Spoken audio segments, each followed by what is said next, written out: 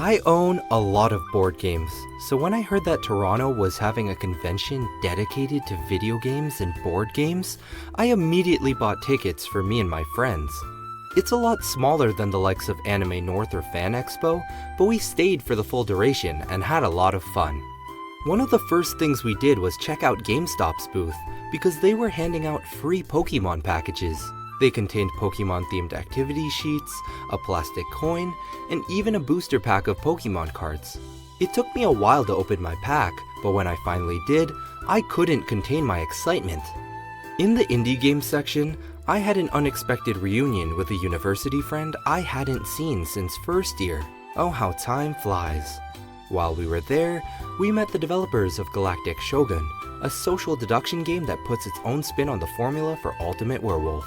After a couple chaotic rounds of playtesting, I knew I had to grab a copy for myself, along with a set of shiny foil cards that, funnily enough, cost more than the game itself. At one of the art booths, I found posters from Demo, my favorite rhythm game.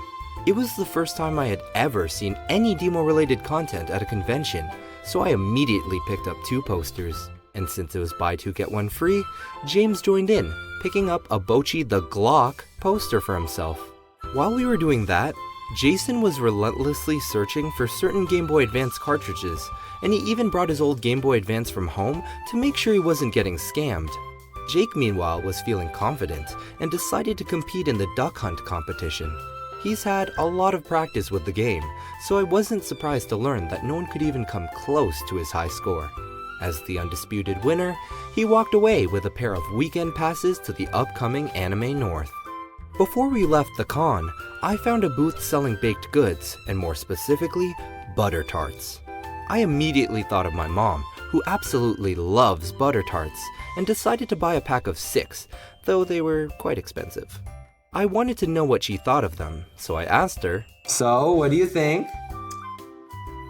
It's quite good. I myself always enjoy a good butter tart, so treating myself to a couple felt like the sweetest way to wrap up such an amazing day.